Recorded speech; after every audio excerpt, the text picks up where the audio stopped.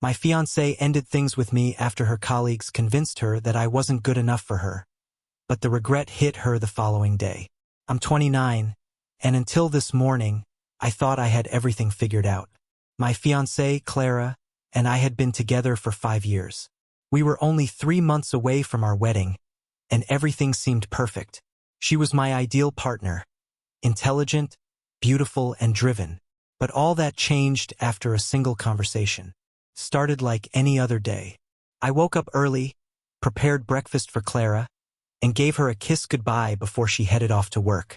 But when she came back that evening, something felt off. She was quiet, distant, and avoided looking me in the eye. I asked her what was wrong, and that's when she dropped the bomb. "We need to talk," she said, her voice shaky. "I don't think we're right for each other anymore." I was shocked. "What are you talking about?" I asked. "We're getting married in 3 months." She hesitated, then gave me the painful truth. Her coworkers, especially her so-called best friend Rachel, had been telling her for months that I wasn't in her league. They criticized me for not being ambitious enough, for not earning enough money, and suggested that she deserved someone better. After months of their constant pressure, she finally gave in. "I'm sorry," she said, tears streaming down her face. "I just don't think this is going to work." I was devastated. 5 years of love, trust, and planning gone in an instant. I tried to reason with her, to remind her of all we had built together, but she wouldn't listen. "It's not you," she kept saying. "I just need more." And with that, she left, saying she needed some space. First, I was crushed. After Clara left, I sat on the couch, staring at the engagement ring she had carelessly tossed on the coffee table as though it was worthless. I was hurt, sure, but more than anything, I was angry. How could she just throw away 5 years based on the opinions of some coworkers? And who the hell did Rachel think she was, manipulating Clara like that? I needed answers, and I wasn't going to find them by moping around. Then I remembered something Clara had mentioned a few months ago. She used the same password for everything. "It's just easier," she had said, rolling her eyes when I warned her about online security. I grabbed my laptop, opened her email, and typed in her go-to password, Clara03. To my surprise, it worked. At first, I wasn't sure what I was looking for, but I started scrolling through her emails, hoping to find something that could explain why she ended things. And then I found it. A series of messages between Clara, Rachel, and Mark. Felt like stumbling into a dramatic soap opera. Rachel's messages were the worst. She'd been feeding Clara a constant stream of lies about me. "He's holding you back," she wrote in one email. "You're way out of his league. You deserve someone like Mark, someone who can keep up with you." In another message, Rachel even suggested that Clara test the waters with Mark to see if there was any chemistry. I couldn't believe what I was reading. Rachel wasn't just Clara's friend. She was playing the role of her life coach, and she was doing a terrible job. Next, I found messages between Clara and Mark.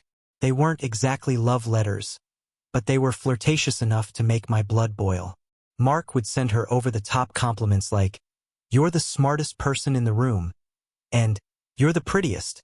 Clara would respond with laughing emojis and comments like, "You're too much." It wasn't an affair yet, but it was clear they were testing the boundaries. The worst part was that Clara had saved all these messages like they were some kind of badge of honor. But the real goldmine was the group chat between Clara, Rachel, and Mark.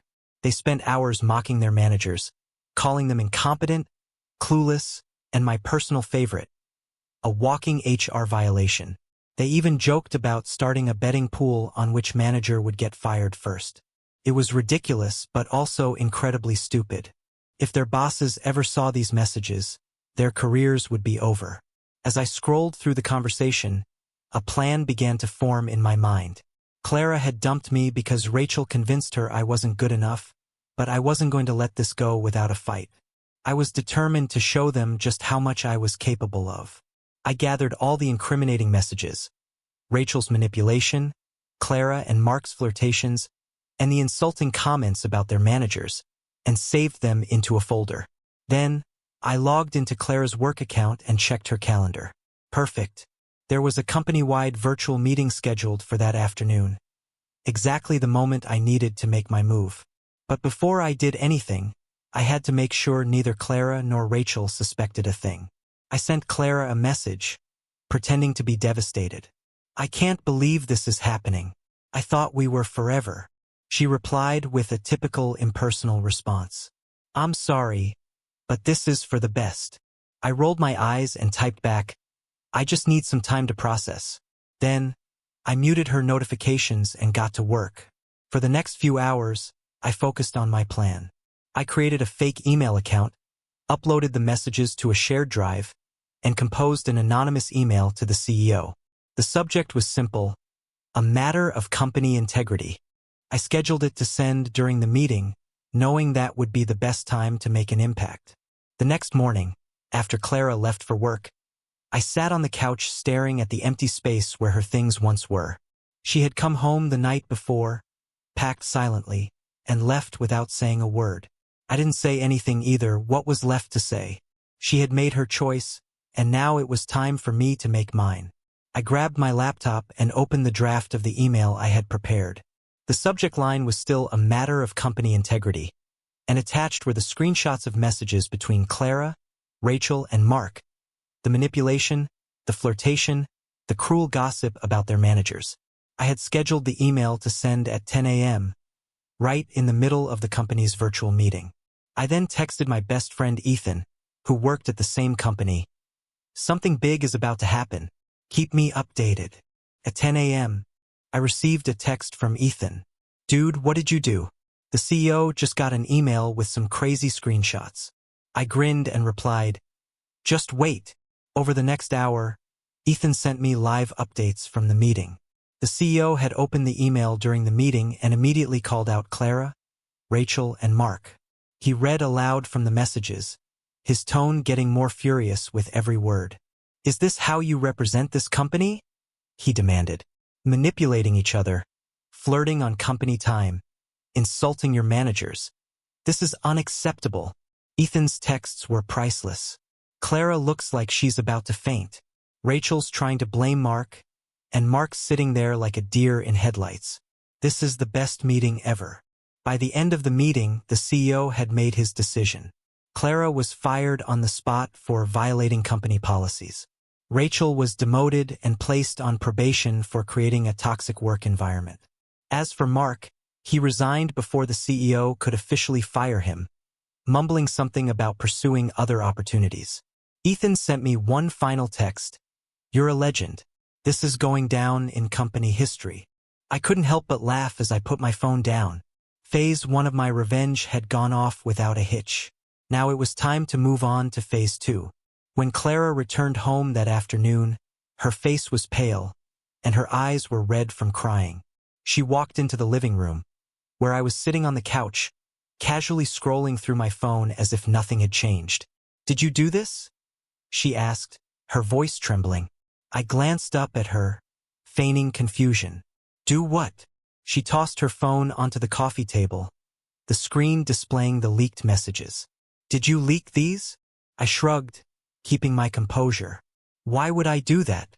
I'm just the guy you said wasn't in your league. Remember?" Clara's eyes narrowed as she glared at me. "You did this. I know you did." I leaned back on the couch and smiled. "Prove it." She opened her mouth, but no words came out. She knew there was no evidence, and even if there was, she had bigger problems to deal with. Later that evening, Clara called me, her voice trembling once more. "I'm sorry," she said. "I made a mistake. Can we talk about this?" I paused for a moment before replying, "Sure. Come over." When she arrived, I sat her down and handed her a cup of tea. She looked hopeful, as if she thought I was going to forgive her. But that's when I dropped the bomb. "I leaked the messages," I said, my voice calm and steady. Clara's eyes widened in disbelief. "You what?" I leaned forward with a grin. "Yep, it was me. I got into your account, leaked the messages, and watched it all explode. And let me tell you, it was totally worth it." Clara sat there in stunned silence, but I wasn't finished. "Oh, and by the way, you left some of your stuff here yesterday." I packed it up for you while you were at work. It's in a box by the door. Don't worry, I didn't throw it out. I'm not a monster. Just a guy who knows how to hold a grudge. Clara stared at me, her mouth opening and closing, struggling to find words. Finally, she managed to stammer. Why? Why would you do this? I leaned back, crossing my arms. Why did you dump me? Because Rachel said I wasn't good enough? Why did you flirt with Mark behind my back? Why did you trash-talk your managers like a bunch of high school mean girls? You made your choices, Clara. Now you're dealing with the consequences. She started crying again, but this time, I didn't feel a shred of sympathy. You ruined my life, she sobbed. I laughed. Actually laughed. No, Clara, you ruined your own life. I just gave it a little nudge. Before she left, I handed her the box of her belongings. Oh, and one more thing, I said, pulling out a small envelope. This is for you.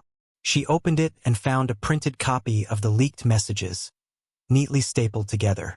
Consider it a souvenir, I said with a smirk. Something to remember me by. Clara looked at me as though she didn't recognize me anymore. Maybe she didn't. The guy she dumped that morning wouldn't have done anything like this. But that guy was gone and I wasn't sorry. After Clara left, I poured myself a drink. I knew what I had done was unethical. Maybe even a little crazy, but I didn't care. Clara, Rachel, and Mark had messed with the wrong person, and now they were paying the price. A few days later, I received a text from Ethan. Dude, you're a legend. People are still talking about what happened. Clara's applying for jobs, Rachel's on thin ice, and Mark's LinkedIn profile says he's taking a break to focus on personal growth.